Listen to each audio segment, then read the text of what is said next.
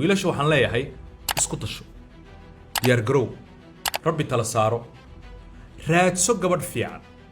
ka soo jeeda reer fiican isdhin ama lagu yaabaa ninkii rabtaaday oo ama lagu dhahaa isdhin haddana adiga aabaha ah adiga hooyada ah adiga walaalka ah lagama rabo inaad uga dhigatid istaakulo istiqaarayso ilaahay subxaanahu wa ta'aala weydiiso hor u socdo fadlan stress ha isku abuurin ha gelin guri murugo ha u qaadan dayn lagu qabsan doono ha ku rafaadin arrimaha noocaas oo kale ah ugu dambeynna dhakhtar ha u dambaynin habeenka koowaad waxa u bilaabanaya stress ila dayn baa lagu leeyahay ila bangiga baa sugaya ila asxaabti baa sugaysa ila waa qof ku aroosay gebigiiba xataa alaabta uu ku jiifo dayn ku soo qaataa suuragal waalidka haddii ay kugu waafaqi waayaan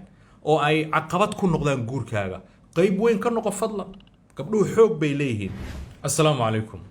guurku waa u muhiim qof waliba oo muslima waa diintiisa barkeeda waxaa ku jira wanaagiisa waxaa ku jira tarankiisa waxaa ku jira caafimaadkiisa waxaa ku jira deganaantiisa waxaa ku jira wax waliba maadaama diintiisii dhan xaafkeeda lagu tilmaamay muhiimadaas uu leeyahay aad iyo aad ayaa loogu baahan yahay qof waliba inuu ku baraarugo balse su-aasha meesha taagana waxay tahay mudnaanta iyada ahi ma la siiyaa jawaabtu waxa weeye in badan oo waayadan waalidiinta iyo gabdhaha iyo wiilasha qarnigan cusub ee lagu jiro hadda waxaa muuqata muhiimadaasi inaan inta badan la siin waxaadna arkaysaa in muhiimaddu loo leexiyo dhan kale oo saameyn weyn oo ay nagu yeesheen dhammaanteen baraha bulshada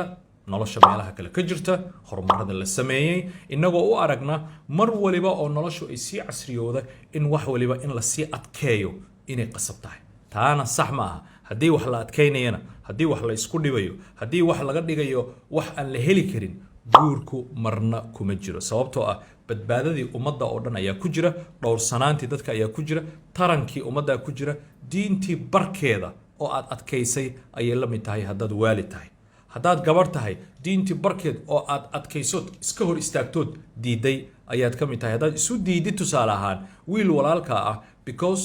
wax ma haysto because gacantiisa gaaban because kama soo jeedo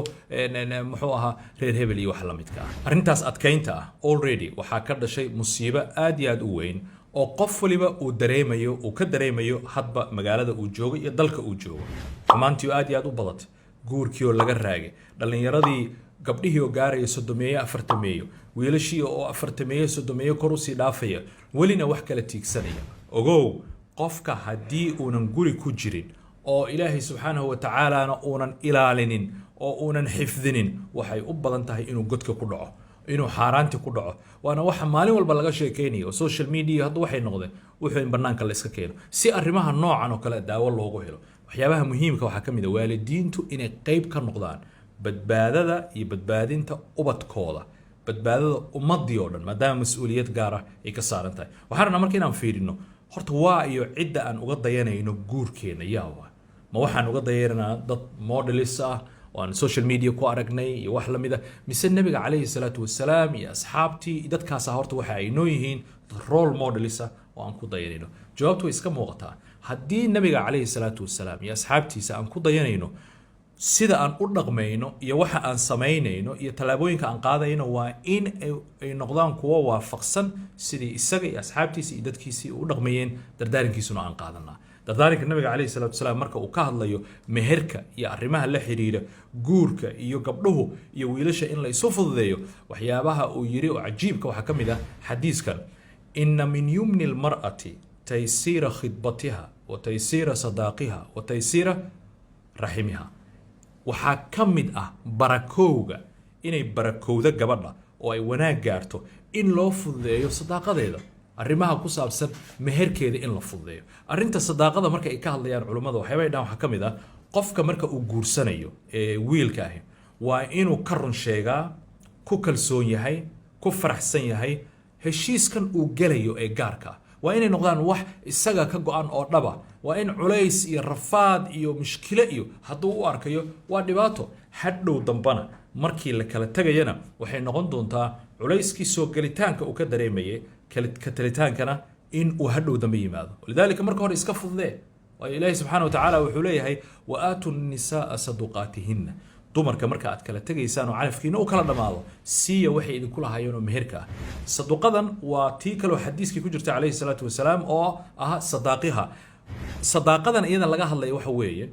qofka in uu diyaar la noqdo oo waxaas uu ku faraxsan yahay $10,000 haddaad tidhaahdid aniga meherkii diyaar baan lahay waa waxaad ku faraxsan tahay raalliyaa lagaaga yahay adiguna waad ku qanacsan tahay mishkila ma leh hadhow dambana waad bixin doontaa marka dambe laakiin shardi haddii laga dhigo haddaadan intaas haynin gabadhaydu kuma siinayo haddaadan intaa haynin anugu arooska ma geli karo amaba wiilkii gabadhii buu rabaa ama gabadhii baa wiilkii rabta labadii baa israba markaasay rafaad oo dhan u gelayaan diifta iyo dihaalka ka muuqato deeq iyo dayn waxay raadin karaan qaraabo bangi saaxib cid waliba in wax inta loo raadiyo la yiraahdo war waan guursan rabaa wax si la isugu dardaro wax culaabtaas iyo rafaadkaas iyo ayaa laga yaabaa gurigii inuu ku dhismo now sababta loo guursanay maxay marka soo deganaan ma ahayn soo ma ahayn in lagu dago soo ma ahayn in lagu barakoobo soo ma ahayn qofkii inuu ku raaxaysto habeenka koowaada waxa u bilaabanaya stress ila deyn baa lagu leeyahay ila bangigii baa sugaya ila asxaabtii baa sugaysa ila waa qof ku aroosay gebigiiba xataa alaabta uu ku jiifo deyn inuu kusoo qaataa suuragala waxaa aad iyo aad u habboon inaanan dhallinyarada lagu kalifin culayska aynan awoodin haddii aan rabno inaan ku dayarno dadkii wanaagsanaa mar waliba marka ka dambaysa waa inaan sii fududayno guurka hal midna ogow iskuma xirna guurkan inta uu jiri doono iyo gabadhan inta la qabi doono reerkan intuu dhisnaan doono iyo hadba qarashka marka ugu horeysa lagu bixiyo $100,000 haddii lagu bixiyo micnaheedu ma aha inuu guurkan raagi doono haddii lagu bixiyo $100,000 iyo $10,000 micnaheedu ma aha reerkan inuu luga dhuuban oo caata ku taagan yahay kadibna uu goor dhow dumi doono iskuma xirna shaqo iskuma lahan wax shaqo isku leh ma aha innaga waxaan aaminsanahay hooyada wax laga yaabaa iyo aabuhu gabadhooda haddii lacala ay u arkaan in aan loo guursanin si cajiib oo ka badbadin laho ama waaweynka aan loo qaadanin oo kale oo aroos fiican aan loo dhigin oo dabaqyada loo xirxirin oo wadooyinka loo xirxirin waxaa laga yaabaa in gabadhaas iyo wiilkaas laga yaabo waalidkooda inay u arkaan in sidii fiicneed aan loo samaynin oo kale laakiin qasab ma aha arrintaas qofkii u suuragalayso oo kalif uunan ku jirin oo wama ilaa dalika isaga iyo naftiisa way inkastoo mar walbaba aynan fiicnayn in muxuu ah mubadir la noqdo wax tiro badan la bixiyo sababtoo ah lacagta lagu bixinayo arooskaas iyo meherkaas iyo dhibaatada waxa meesha ka dhacay oo dhan dad kale oo badan oo muslimiina u baahnaan lahaa laakiin hadda waxaan ka hadlaynaaba qolada aynan awoodin oo hawshaasi aanan tabartu ahayn hadduu qof ku yimaado diintiisa iyo wixiisii aad ku qanacsan tahay oo wax kale una ka qaldanayn gabadhaadina ay rabto fadlan oo fududee oo waxaad tiraahdaa maxaad haysataa maxaad awood leedahay waxaasaan leeyahay soo dhawow 1,000 10,000 20,000 100,000 wuxuu awoodo ha ku qasbin wuxuunan awoodin liyunfiq duu sacatin min sacati qof waliba wixii uu awoodo ayuu bixinayaa waman qudira calayhi risqa falyunfiq mima aataahu allah qof waliba wuxuu bixinayaa wuxuu ilaahay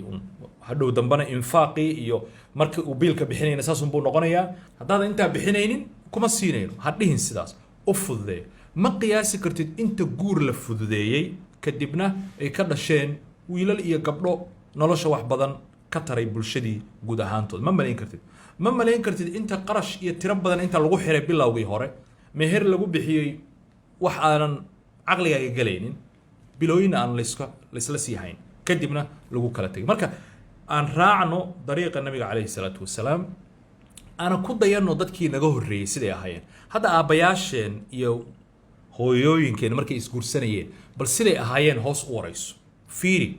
adigana aabbaha ah sid ku guursatay maamada hadda carruurta kuu dhashay bay u fiiri fudaydkaas waagaas waabuu ahaa haddana adduunyada way isbedeshay adduunyada way isbedeshay sax waaye laakiin dadku waa dadki dhulku waa dhulki diintu waa diinti waxba sama bedelin ogow adiga caqliyadaada iyo inay controlling waxaan ka dhex socda social mediaha iyo waxa la midka ah ugu dambeyntii waxaan rabaa laba talo midna inaan siiyo wiilasha dhalinyarada ah midna aan gabdhaha siiyo wiilasha waxaan leeyahay isku tasho diyaar garow rabbi tala saaro raadso gabadh fiican ka soo jeeda reer fiican haddii gabadhaasi marka aad doonatid lagugu adkeeyo tabartaada wax ka badan lagu saaro lagu yiraahdo ama sidan lagu yiraahdo ha labaynin dib u noqo وجعله ودمنو يا نو جعيل واحد اللي هذا مالس كريم جعيل كالصحدة ومدك مركا لا أقل قشد إسبرتان إلهي واحد كلاسيو يوحي لمدك أما مدك محوها برنانكا بنت معانا اللي هذا مشكلة ملهن ولجل كرتا يدنا هكوجش أدونا أجل لكن حدود يالو مر هدي حين دابكي دينتو أي أقلاد الغلط نافو أول هذا مايا هذا أنو رالي نغو أنو نوع عبانها عين كابانها غين كابانها هدي الغلط جارو فضلا استرس هسكو أبوري حقلين قري مرغو هاو قادن دين لغو قبصان دونو هكو رفادن أرمها نوع عاسو كلا وقدم بيننا نختارها وقدم بينين بدنا انت أروس كودي يمهر كودي أقلي قرشات تربضن مر الله مركي لو سو حريه كدبنا مالما يبيل كدبنا حنون صدي كدبنا دخاتير لغي اي نقطي iyagi in la xanaaneeyo oo cirbaday inta lagu taago la yiraahdo caafimaadkoodii ba cabsi loo qabaa way sababtas maxaa keenaya ma jirto ha israfaadin tartiibtaada okay dhabiirnaageed ma dhamaatee ragow dhaqasho yeelo hore ayaan idin kala hadlay gabadhan calafadaad isku leedihiin cid idin kala celin karto malaha haddaan calaf isku lahayn cid isku keeni karto ma jirto adiga marka waxa muhiimka ku ah waxa weeye naftaadana tiixgeli maskaxdaada ilaasho aqligaagu ha shaqeeyo noqo qof go'aanka uu qaadanayo ku saleynaya waaqica diinta war waxa lagu haysto ma wax diin aha maya soo ka badbadin ma aha ha liyunfiq dhu sa'atin min sa'ati soo lagaalama bixin ha soo ma aaminsano inaad faqriga weligaa ku jiri doontid ha khalaas إلهي سبحانه وتعالى كوفر دونه فتوحات كله كبر كله سيدس كوجو قلاته أياد هلي دونتا تامرك وويلشة قبلها ولا لهيا قبلها هيجا وحنلاقي هاي درطارن إيهونا سيدي السجا أنكو إذا برات سوي الفيعان ويل دين له ويل رق الراتسو مدينا كاهوس بحن ننمو يرجع نمو لا بيكلتها وين كلا برتها نين وياه لكن رق إنه نقد قصب معها لكن قف كستور رقة ننمنا ويوه لسا مركو waxa adiga ku anfacay waxa way qof rag ah diin leh qof rag ah rabbigiisana ku xiran ka markaad heshid waxba ha uga labayn waxan kale oo dhan oo duruufaha ee nolosha ah waa ka tanaasuli kartaa istiqaarayso ilaahi subhanahu wa ta'ala weydiiso hor u soo waalidka hadii ay kugu waafaqi waayaan oo ay caqabad ku noqdaan guurkaaga qayb weyn ka noqo fadlan gabdhuhu xoog bay leeyihiin gabdhuhu waa la dhageystaa gabdhuhu waa la jecel yahay hooyo aaba hadaa tiraahdo ha xishoonin of course ninka hadaa rabtidna maxaa ku jaban ii sheeg waan barrawaabe soo kan guriga lagu soo galay maaha soo kan inta lagu weydiiyey diyaar baan u hadleeda maaha maxaa ceeb ku jabno waxba kuma jabno ha ka labayn qayb weyn ka noqo dhismaha arrintaada iyo mustaqbalkaaga adigana adoo u maraya dariiqii diinta mar walibana gurigaaga inuu ku dhismo أساسيات كدينتي إلهي سبحانه وتعالى سيدو رالي كيه أيا أذيك يا إسقى يا ريرك يا أمة ضرن أوض فيعن أوجو ما هلا بدي نكلي حتما إنه ضرن وحنا نفعيه ورير كل سن محوها إيش دينتس أفمن أسس بنيانه على التقوى من الله كاسو نقنية قولي لقول للسي حين داب كيسي وحي شيء دين أيكوس على سنتا أيو نقنية أما أرنت فقري جاي وحيابها سي يو عن قابني ذا ويل كاس لقيا إنه يهين إلهي سبحانه وتعالى يسقى بلن قاضي ونقدين فوريدونا مركا مصيبة مهركة مصيبة جور كمال ما عندما كجرتو قيب وين وحكنا غنكرة والدين تو إلهي كعب صدا لأن يراد أو فهمت معناها جور كهرت اللي قال هي إيو إن أوجاتان أفر إلى بعد تنسع وحيابها إذا كسر عدد أركيسان أو داوانيسان أو سوشيال ميديا أو آخرين إنسان meel cid la wax ku dhacaya male already programming ayaa kugu socda maalin walbana saameyn ay kugu leedahay ugu ilaahay subhanahu wa ta'ala khayrka hayna waafajiyo dhalinyaraduna waxaan ilaahay uga bariyaa kuwii is anfaca oo muxuu ahaa israba oo ilaahay calaf isugu dar inuu ilaahay u fududeeyo waalidiintuna kuwii xaq u heelaya inay mar walba noqdaan haynaga iloobina ducooyinkeena insha Allah inaan ugu dartaan hada wabillahi tawfiiq assalamu alaykum wa rahmatullah